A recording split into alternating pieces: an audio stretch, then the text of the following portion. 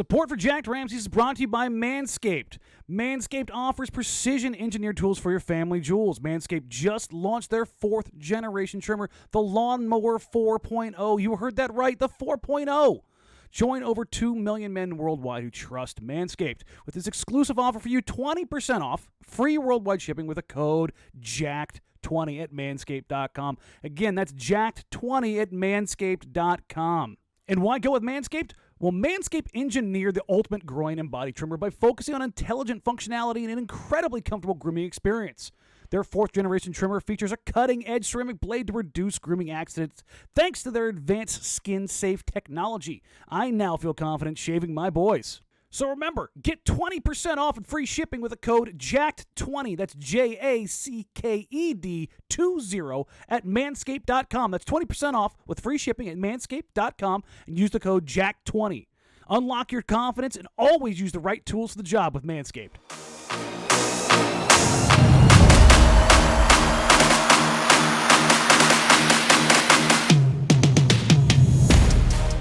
What's going on, everybody? Welcome to this episode of Jacked Ramsays. I am your host, Danny Marang. And, well, it's a spontaneous episode because the Trail Blazers have made a late free agency trade. A 3-team deal between the Trail Blazers, Chicago Bulls, and Cleveland Cavaliers. Going out for the Trail Blazers, a protected first-round pick, and Derrick Jones Jr. Both went up in Chicago. Portland will get back Larry Nance Jr. We don't care about the other teams in this regard.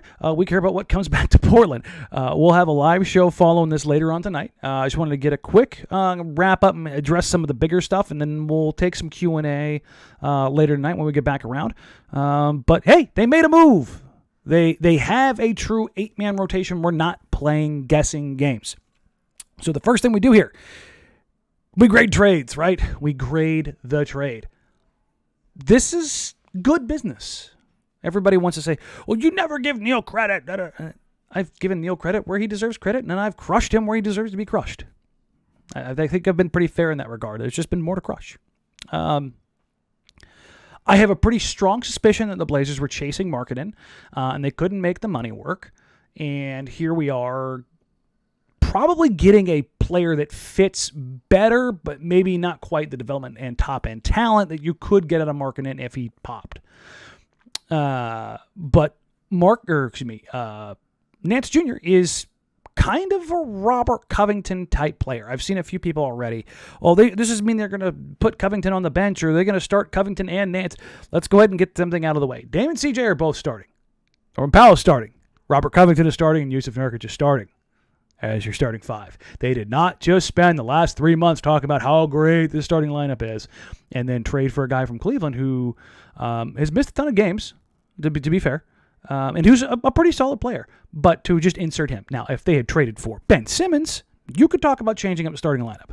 You need to get to a pretty high level to disrupt this starting lineup with as much as they've sold it.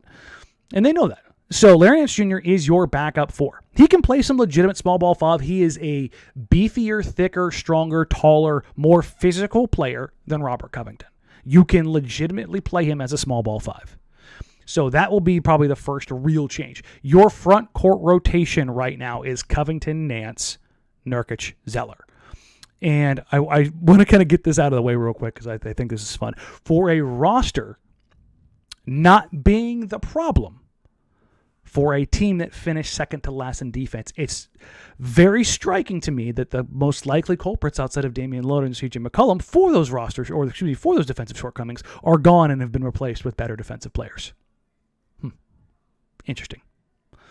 Out Melo, out Cantor, in Zeller, in Nance. Interesting. But I digress. It's a good move for Portland. B, maybe even a B+. I've seen a lot of people say, it's a first-round pick. They gave up a first-round pick. I've also heard and seen a lot of the same people say, Blazers haven't done anything with those picks. They aren't that valuable. You can't have it both ways. I like Ant, and I like Nas. That should not come as any sort of striking surprise to anybody. I like young players, and I like watching them develop, and I like watching those growth curves and see where things go. That does not match up with the timeline of Damian Lillard and a lottery-protected first-round pick, which means if things go sideways, i.e. the nuclear option, Dame's gone, they have protections in place. I think the protections went out as far as 2028, if I'm remembering right. There's so much that came out. But there's a couple other things to play here. The draft pick is now the third first-round pick the Blazers have kicked out, the two in the Covington and now this one. And they've gotten two players that are all a lot alike. And while they're a little bit further down the rung of like the big-bodied wings, they're big-bodied wings. The thing that the Blazers have missed the most. This does not address their point of attack issues. And like you said, like I said, Covington is a help defender. Nance Jr. is in that same vein. Covington's a better rim protector. Nance is better at generating steals. If you're looking for like that one tangible, no BS thing that shows up in the box score for Larry Nance Jr. is that he generates deflections and steals. And this might actually be an indicator for Portland getting out and running. If you watched the live show the other night, I talked about why Dame and CJ haven't really run in the past. It's because that's not who they are. Nance Jr. is a guy that gets out and runs. If he's playing alongside Nasir Little and Anthony Simons, we'll talk about the rotations here in a minute, you could see that potentially turning into a unit that's a little bit more active. Now, Cody Zeller's not getting out running the floor like Clint Capella or John Collins, but he's not running like Enes Kanter. So, growth, as we like to say. Overall, I don't hate the trade. I think it's, like I said, decent business. Think it's a slight overpay. I would have rather, again, gone with 2 seconds. But it is what it is. It's decent business. And if you're talking about this move in a vacuum, the move itself is fine. But, as we know, these aren't evaluated in a vacuum. They can't, because you're looking at not only this team right now and how it's formatted and how the salaries line up and when the years are up and the structure and the layout and the rotations and everything, but also the giant Damian Lillard cloud hanging over everything right now. You have to keep them both happy. And David McKay, formerly of Blazers Edge, gave me this fantastic nerdy quote to run with. And I'm going to go with it because my wife is a giant Harry Potter fan. This is from David earlier. To make the nerdiest analogy you'll hear, think about Portland's moves like Quidditch. Remember the game with the snitch? Yeah, okay. It's great that Olshey scores goals, e.g. Larry Nance Jr., but he needs to be hunting the snitch too, i.e. appeasing Lillard, in order to actually win. Can't only work the margins, play big. That's something that has to happen. And the Blazers have not played big. They have not gone big game hunting. This is, again, a good move in a vacuum. And if this was, the first time we'd seen something like this from Neil Olshey, be like, oh, okay, you can see where he's going with this. It addresses issues further down the line. It does not address issues 1, 2, 3, and 4. It addresses issues 5, 6, 7. And I think that's a bigger problem per se. But for today, in this moment, for addressing the bench, this is good. And so you're talking about rotation. Now, I'm not entirely sure how much I'm buying into this right now, as much as I'm buying into C.J. McCollum was on the table, or was the number 4 pick was offered straight across for C.J. McCollum. Jason Quick had the what he called the rotation, and it's Dame, C.J. Norm, Covington, Nurk, which surprises nobody. Ant at the 1, loosely, he's just a guard. And then beyond that, obviously Zeller and Nance at the 4 and 5. But what I found interesting was that he had Tony Snell at the backup 3 and not Nasir Little. And McLemore slotted in at the shooting guard spot, and then Ellaby and Brown rounding out the rotation as far as shooting guard and power forward. But I find it a little surprising that number 1 Simons is slotted in as the 1 and not the backup 2, because that's really going to be McCollum. And that Little is behind Snell. And if you're taking this, there's a good chance that Jason got this information from somebody who would know, i.e. Chauncey or Neil. But I find it a little bit weird that when Neil was backing that bus over Terry, he mentioned not only was the roster not the issue, that Terry was reticent to play young players, and now we see Tony Snell above one of those young players. a veteran minimum player being placed above a guy in year 3 who's shown some promise. But I digress. Rotation-wise, it will be the 5, the starting 5 that we've heard so much about and how their net rating. That next 3 will be Ant, Nance, Zeller. You can call Ant the 6th man and say Zeller's the first big off the bench. Maybe. Based on salary, Nance might be the first big off the bench. I would say if they did go that way, it would allow them to be more flexible with their substitutions. It would allow them to keep consistent shooters on the floor. It would allow them to try some different things and maybe be a little bit more athletic and explosive in the front or in transition. The preseason and training camp is going to be interesting. One, to see where Little fits into all of this, and to see where and how they utilize Nance. I saw another tweet from Dwight James that said, basically, I expect the Blazers to be more aggressive going forward after talking and hearing what they're talking about, which means he's hearing from Neil.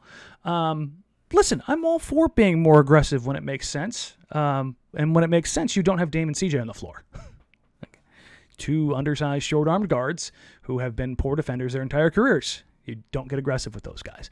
Now, if you want to come above the level, if you want to trap with Larry Nance, if you want to trap with Robert Covington, if you want to play at or above the level with Cody Zeller, who's got more foot speed than Yusuf Nurkic, okay. If that's what you're talking about, being more aggressive, yes. If you're talking about being more aggressive in the passing lanes with Larry Nance Jr.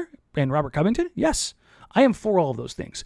Blitzing, trapping, using guys without size to try to make defensive plays, I'm a hard pass on that. But Nance does give you a big-bodied wing that you can be a little bit more aggressive with. And I'm going to get through some of these questions here. I'll address some more on the live show. This is from Matthew at Reverend Romulus. Does this trade throw water on the idea of bringing in Love after a buyout? Now, what are the Blazers looking for at the 14th roster spot? They're going to bring in some vets.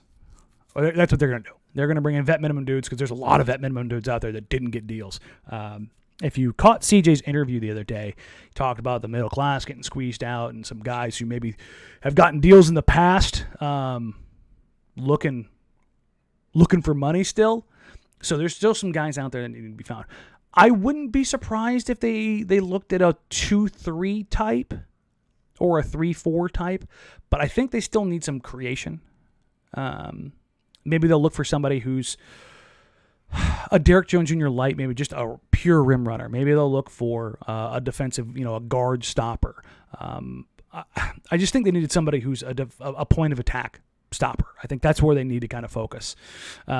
As far as Kevin Love, they could. I talked to folks in Cleveland, and they all expect Kevin Love to be bought out. It's a matter of when and for how much.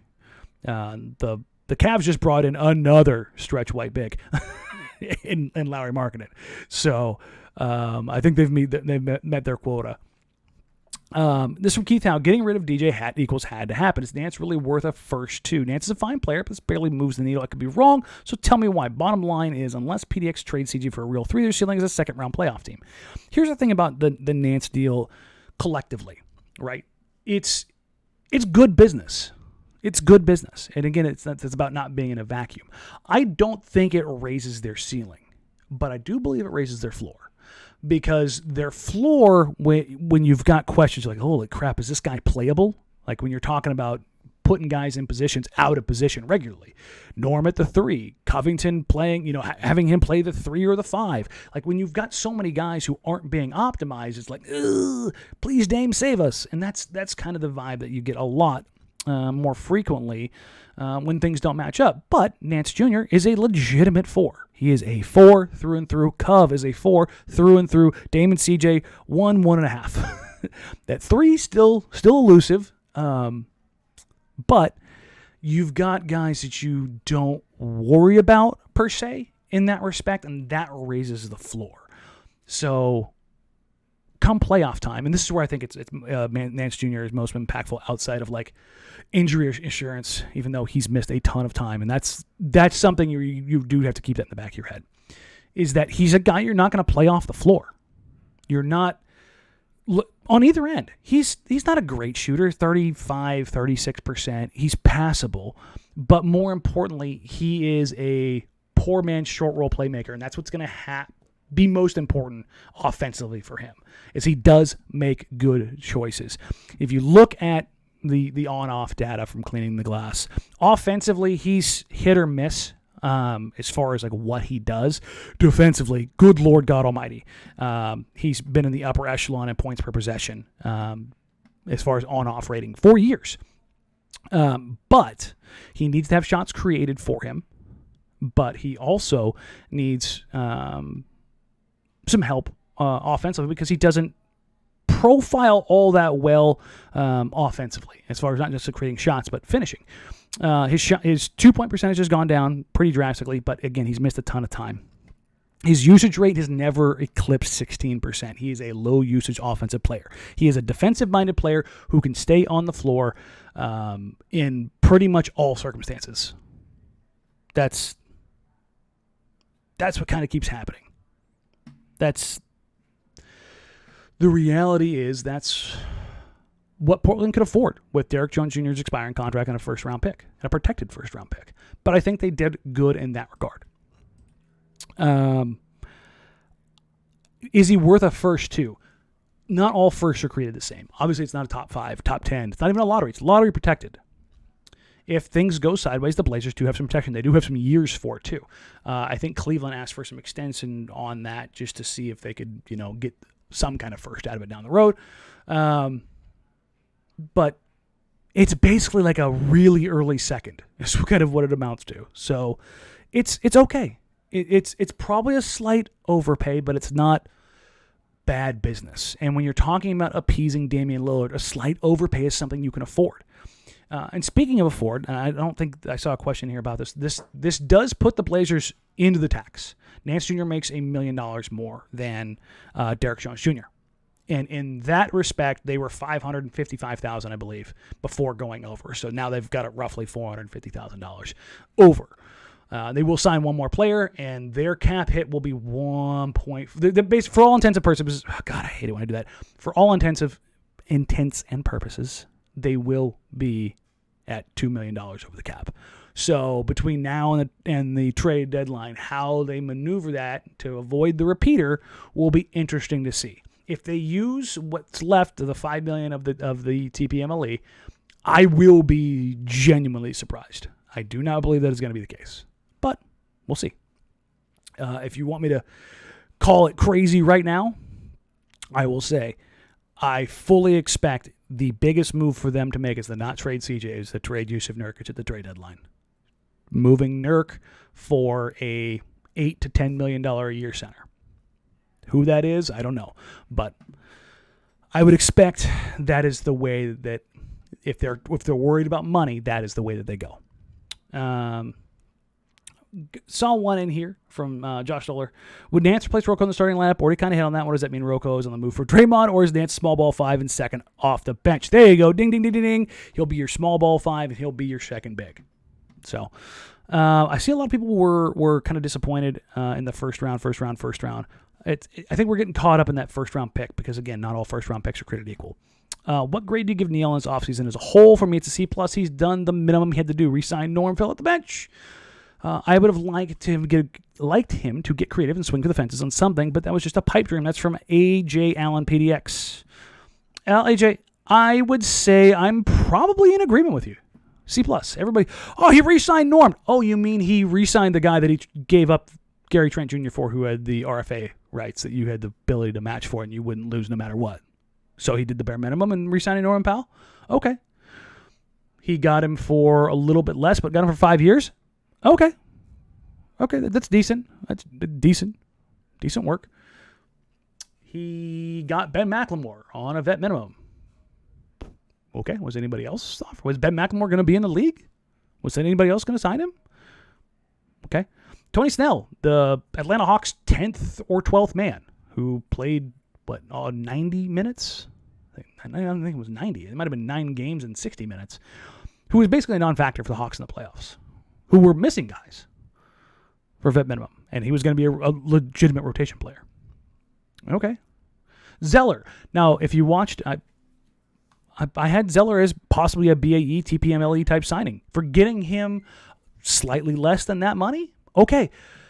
I don't know if that's necessarily a Neil thing or if that's a league-wide trend of not using those tools. Again, going to that article or that interview with CJ McCollum the other day, I'm wondering if the league and the players start taking a look at this thing because the haves and the have-nots, there's a desert in between in those the NBA middle class, as it were. But he did what was needed to do the bare minimum to field a remotely competitive roster and get slightly better in some areas while sacrificing in others. I'm still wondering about the scoring, but here's the thing. Before this deal, there was shot volume that I was like, I don't know. And not that Nance Jr. is like this high usage guy. He's not. But, and this is where the big but comes in, is that Nance Jr.'s creation ability. That, and let's go ahead and pull him up real quick. Let's go ahead and pull up Larry Nance Jr. just so I make sure I have the correct stats behind his advanced numbers. The thing about Larry Nance Jr. is his per 100 possessions, he's over the last couple of years been 4, 5, 6 assists per 100 possessions, which for his position, pretty darn good. If you look at his assist percentage over the last 3 years, 18%, 12%, almost 15%. That's really good for a power forward. So he's your poor man playmaker. And having that additional creation aspect alleviates the shot creation burden that fell on Carmelo Anthony and Enes Kanter. That is a real thing. And Ant will take the shots, and Nas will take the shots, and Snell. No. Tony Snell is a catch-and-shoot shooter. He is the lowest usage rate guy in the league who got minutes last year, not named P.J. Tucker. Everything needs to be set up for him. Ant is going to create his own shots. Nas needs a little bit of help in that regard. Cody Zeller, not going to create his own shots. But Larry Nance Jr., on a short roll playing 4-on-3, that takes that creation burden away. In that respect, offensively, that is where I like this move. Defensively, it speaks for itself. I've seen a few people say, he's 6'7". I mean, he's 6'8", and he plays with real size. Nance plays bigger than he is, but he's also not small. Like, you don't look at Larry Nance Jr. and go, oh, he's small. If he's playing the 5, yes, he's a small ball 5, but as a 4, no. And that's where I think it's going to help. Across a lot of things. To be honest, Nance is probably the guy outside of Covington who I like at that spot more than anybody since LaMarcus left. Batum sliding into that spot doesn't factor in it, but LaMarcus, Batum, same time. But that's probably a better way to put it. Since Batum was able to backfill that spot as that tweener 4, and Nance is bigger. To be honest, that's probably closer to how I look at Nary. Now that I think about it, he's kind of a Batum-esque player. A little bit bigger, a little bit stronger, not quite as offensively gifted, particularly with the ball in his hands, but I think he's stronger and ability to play up. I think you can kind of look at those guys pretty close to the same as far as their playmaking ability too. So that's something I think I'm excited for, and this is nice. Like, everybody's talking about, oh, you're negative. I'm genuinely excited. I'm genuinely excited. Let me tell you what else. I'm excited about Manscaped. I can't even do it with a straight face. I'm excited about Manscaped.com supporting the podcast. Go ahead and use the code JACKED20, JACKED20 at Manscaped.com for 20% off and free worldwide shipping across all of your products. And let them know we sent you. Look at that. That's just working it in. Just working that ad read in, man. Like, listen, boom, there we go. I'm pushing the wrong buttons and everything. Jeez. But yeah, I like this. And I think we're so trained and locked in on Neil Bad, which more often than not has some, it rings pretty true. But in the vacuum and as by itself, this is a solid to okay move. I'm not worried about it at all. I think this is definitely going to be a situation where I'm like, okay, let's see what happens. I'm genuinely excited to see how they integrate Larry Nance Jr. and how effective and successful he can be on this team. like I said, I'll go ahead and run the live show tonight. I've got some family stuff tonight, but it's Friday night, so we'll hop on. Maybe we'll do a late show, and we'll talk back and forth, and rejoice in the Blazers finally making a move, not necessarily of consequence, but of sequence. There we go. But as always, guys, you can find me on social media at Danny Marang, at DANNYMARANG, on Instagram at DMarang. Like, rate, review, subscribe.